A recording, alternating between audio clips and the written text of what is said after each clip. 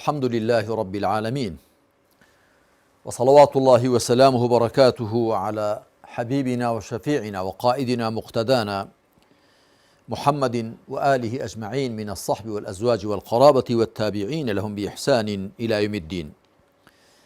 بینەرانی بیسەرانی بەڕێز و خۆشەویست، ئەمە ئاڵلقەیەمان ئاڵلقەی نۆیەمە لە بابەتی چۆن دەبینە موسڵمانی ڕاست و ساخ.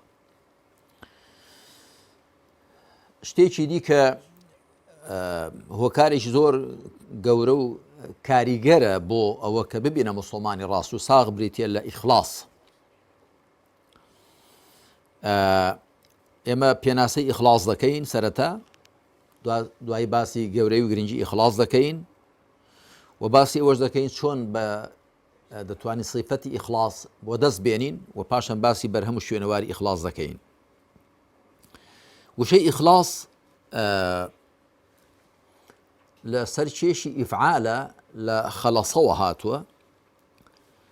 خەلەسە واتە ساغ بوو، دەرباز بوو. ئیخلاص واتە ساخکردن و دەربازکردن. یەکی لە زانان ئاوا پێناسە ئیخلاص دەکات: الإخلاص قصد المعبود وحده بالعبادة. واتە ئەوە کە ئینسان خواپەرستی ئەنجام دەدا تەنیا مەبەستی پەرستراو بێ کە خوایە سبحانه وتعالى، هیچ مەبەستی دیکە لە دڵیدا نەبن. یەکی دیکە لە زانایان دەڵێ الخلوص أصله التقصي من الشيء وعدم الشركة فيه.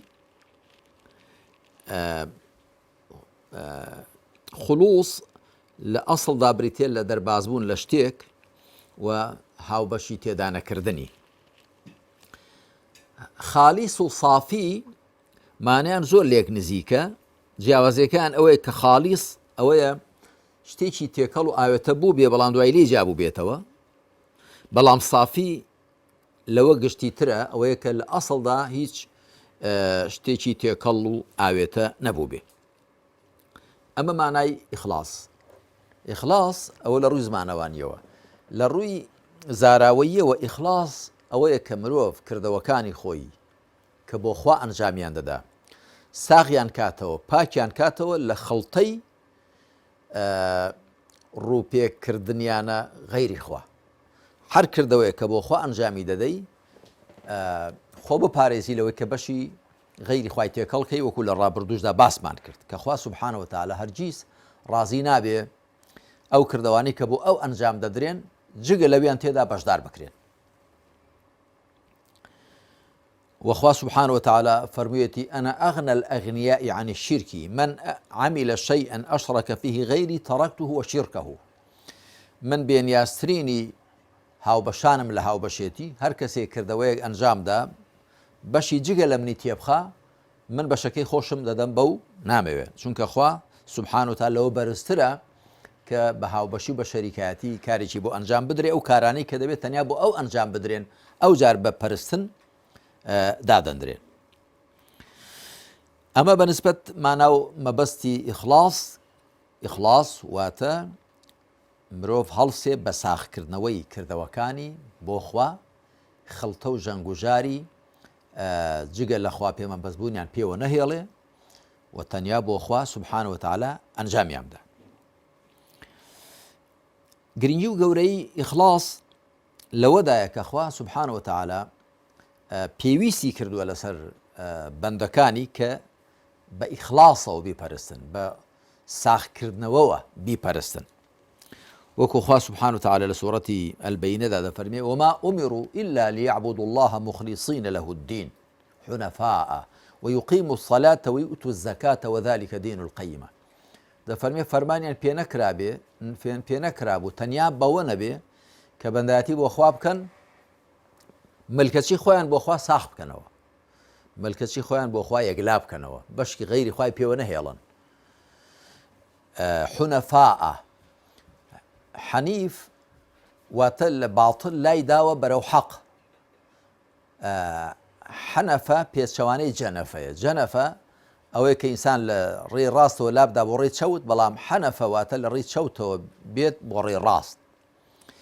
ويقيم الصلاة ويؤتوا الزكاة نوێژ بەرپا بکەن و زەکات بدەن هەم حەقی خوا بدەن هەم حەقی خەڵکی خوا وذلك الدين القيمة ئەوەش ئاین و بەرنامەی ئومەتێکی ڕێک و ڕاستە میلەتێکی ڕێک و ڕاستە کە بریتێ لە میلەتی تەوحید و خوا بەیەکگرتن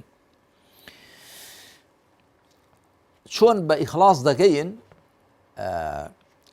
زانایانی بواری تەزکیەی نەفس پسپۆران و شارەزایانی ئەو بوارە زۆریان لەو بارەوە قسە کردووە و هەندێکیان گوتویانە ساختکردنەوەی کردەوەکان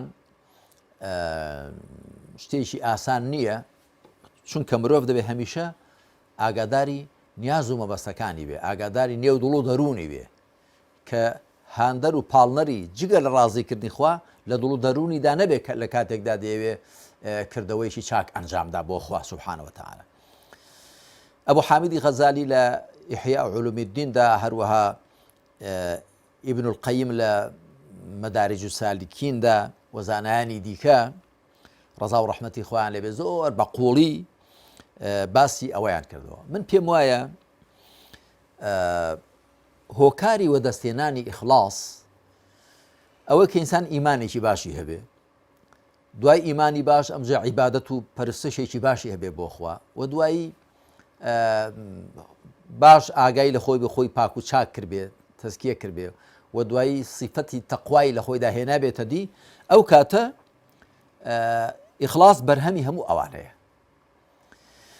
هەڵبەتە هەموو ئەو سیفەتانە تێکەڵکێشن ئەگەر ئینسان ئیمانی باشی بوو ئیمانەکەی پاڵی پێوە دەنێت کە خواپەرستێکی چاکیشی بێ خواپەرستی چاکت بوو دەبێتە هاندەرت کە خۆشت پاک و چاک بکەیت تەزکیە بکەیت ئەگەر خۆت پاک و چاک کرد دەگەی بە سیفەتی تەقوا ئەگەر پارێزکار بووی گومانی تێدانێت کە پارێزکردنەکەت بەشێکی بریتێ لە هەبوونی ئیخلاص و بێگومان ئەم ئیخلاصە دێتەوە نێو هەموو کردەوەکان دێتەوە نێو ئیمان دێتەوە نێو خواپەرستی دێتەوە نێو تەزکیە دێتەوە نێو تەقوا و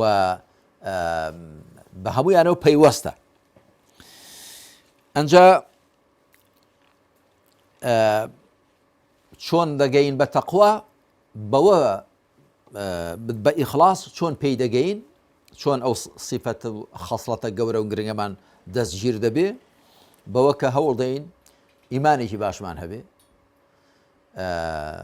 کە ئیمانی باشت بوو خواپەرستێکی چاکمان دەبێ هەندێک کەس بازەکە کە جاریوە کە پەرستشێک ئەنجام دەدا بۆ وێنە شەو نوێژ یا ڕۆژی سونەت یا قورئان خوێندن یا دوعا یا ماڵبەخشین یا لە کاتی خۆیدا جەنگ و جیهاد و فیداکاری بە قالبگرانی ئەنجامی دەدا ئەوە دەبێ بگەڕێنەوە بۆ ئیمانەکەیان ئەگەر ئیمانەکە باشتر بێ قوڵتر و دامەزراوتر بێ بە تاکید ئیمانی باش عیبادەتی باشی لێوە پەیدا دەبێ عیبادەتی باش وا دەکا کە ئەتۆ دەستت کراوەتر بێ بۆ خۆ پاک و چاکردن و خۆ بژارکردن لە سیفەتی خراپ و خۆڕازان و بە سیفەتی باش ئەویش وا لێ دەکا کە ئازاتر بی بۆ پەیداکردنی خەسڵەتی تەقوا و هەموو ئەوانەش وا لێ دەکەن کە تۆ هەرچی زیاتر سیفەتی ئیخلاص و ساغبوونەوە بۆ خۆت بۆ خوای خۆت لە خۆتدا پەیداکەی بەرهەمی ئیخلاصیش ئەوەیە کە خوا سبحانه وتعالى لسورة المائدة دەفەرمێ إنما يتقبل الله من المتقين دەفەرمێ بێگومان خوا تەنیا لە پارێزکاران وەردەگرێ جا پارێزکار کەسێکە کارێک بکە خۆی تێدا پاراستە بێ لە لادان و خلیسکان و جگە لە خوا پێمەبەستبوون و لادان لە شەرع چونکە هەموو کردەوەکان بە دوو مەرج قبوڵ دەکرێن ئەمجا خوا دەیەوێن دەبێ خالیس بن و سەواب بن دەبێ ساغ بن و ڕاست بن کردەوە ئەگەر ڕاست نەبێ واتە بە پێی شەرعی خوا نەبێ خوا نایەوێ و ئەگەر ساغیش نەبێ با بە پێی شەرعی خواش بێ مادام بۆ خوات نەبێ و ساغ نەبێ دیسان خوای پەروەردگار نایەوێ بۆیە یەکێک لە خواناسان ئەو وشە مبارەکە ئاوا تەفسیر دەکا ليبلوكم أيكم أحسن عملا دەڵێ ئەی ئەخلەصەه و ئەصوەبەه کامەتان کردەوەکەی ساغترە و ڕاستترە کردەوە دەبێت ساغ بێ بەو واتایە تەنیا بۆ خۆ ئەنجام بدرێ و دەبێت ڕاستیش بێ بەو واتایە کە بە پێی بەرنامە و شەریعەتی خوای پەروەردگار بێ. جاخوا دەفەرمێ ئینەما یتەقەبەل الله من المتقین. ئینەما وەکو زۆر جار گوتراوە دەیڵێنەوە ئەدات الحەصر والئیثبات، ئامڕازی کورت هەڵێنان و چەسپاندنە. خوا دەفەرمێ ئینەما یتەقەبەل الله من المتقین، بە دڵنیایی خوا تەنیا لە پارێزکاران وەردەگرێ. پارێزکار چییە؟ کەسێکە لە کردەوەکەیدا خۆ بپارێزێ لەوە کە لە شەرع لابدا، بە حساب دەیە خوا لە خۆی ڕازیکە، خوا بەڕی شەرعدا لە خۆی ڕازی دەکرێت، و دوو خۆ بپارێزێ لەوە کە کردەوەکەی تەنیا بۆ خوا ئەنجامدا و ڕووی پێ نەکاتە غەیری خوا سوبحانه وتعالى. شاعریش فارس دەڵێ عیبادەت بە ئیخلاصی نیەت نیکوست، وەگەرنە چ ئاەت زبێ مەغزی پوست، ئەگەر جوز بە حەق میرەوە جادات، دەراتەش فشانن سەجادات. دەڵێ خواپەرستی بە نیەتی ساغ و پاکەوە چاکە، ئەگەر نا توێکڵی بێ کاکەڵ چی لێ پەیدا دەبێ؟ هیچی لێ پەیدا نابێ. ئەگەر ڕێت بەلای غەیری خوادا بڕوا، بەرماڵەکەت لێ لە ئاگری دۆزەخ دەهاوێن، بەرماڵەکەی کە خواپەرستی لەسەر کردووە مادامە بەست پێ ڕازیکردنی خوا نەبوو بێ، ئەسڵەن بەرماڵەکە لە ئاگرداوێن.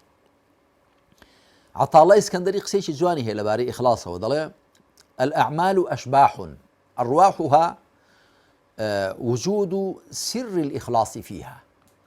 دەڵێ کردەوەکان کەلەش و تارمایین، ڕوحی کردەوەکان بریتێ لە هەبوونی ئیخلاس تێیاندا، ڕوحی ئیخلاس لە کردەوەکاندا. هەر کردەوەیەک ڕوحی ئیخلاسی تێدا نەبێ کەلەشێکی مردوویە. کەواتە بەهۆی ئیخلاسەوە کردەوەکانمان لای خوای پەروەردگار وەردەگیرێن و پاداشتیان لەسەر وەردەگرینەوە، و لە دنیاشدا کردەوەکانمان بەرەکەتیان دەبێ و لە دوا ڕۆژیشدا پاداشتیان دەبێ. بەڵام کەسێک شەیتان زەفەری پێبەرێ و کردەوانی کە بۆ خوا دەبێ ئەنجام بدرێن تیاندا ساغ نەبێ، کردەوەکانی دەرباز نەکا لە ڕووپێکردنە غەیری خوا سوبحانه وتعالى، لێ وەرناگیرێن. هەر بۆیە ئێمە لە نوێژدا کە ڕادەوەستین لە دوعای ئیستیفتاحدا دەڵێ وجهت وجهي للذي فطر السماوات والأرض حنيفا وما أنا من المشركين. خۆ تۆ ڕوودەکەی قیبلە، بەڵام دەڵێ وجهت وجهي ڕووی خۆم سۆڕان بەرەو چێ؟ للذي فطر السماوات والأرض، بۆ ئەو زاتەی کە ئاسمانەکان و زەوی پەیدا کردوون. حەنیفەن واتە لام داوە لە هەموو شتێکی پوچ و باڵتل بەرەو ئەو ڕێحەقە، وما أنا من المشركين، ومن لە هاوبەش بۆ خوا دانەران نیم. دەبێت ڕووی دڵمان بکەینە خوا سوبحانه وتعالى، ئەو جار خوا ئەو کردەوەیمان کە ڕووی پێکراوەتە خوا و بە دڵێکی ساغ و پاکەوە ئەنجام درراوە، نیەتی خوای لێ هێندراوە، ئەمجا ئەو کردەوەیمان شایستەی ئێوە هەیە کە خوا وەری بگرێ و قبوڵی بکە.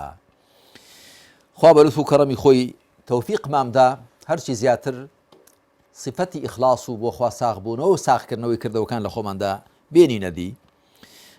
و وەکو پێشتری باسم کرد، من لە کتێبی ڕێگای ساڵح بوون و بەرەو خواچووندا بە درێژی باسی ئیخلاسمان کردووە، هەروەها لە کتێبی گیانی ژیاندا لەوێشدا باسی ئیخلاس و ساغکردنەوە و خوا ساغکردنەوەمان بۆ خوای بەرزی مەزن کردووە. لێرەدا کۆتایی بەم ئاڵقەی نوێ مەش دێنین. وصلى الله على محمد وعلى آله وصحبه أجمعين والحمد لله رب العالمين.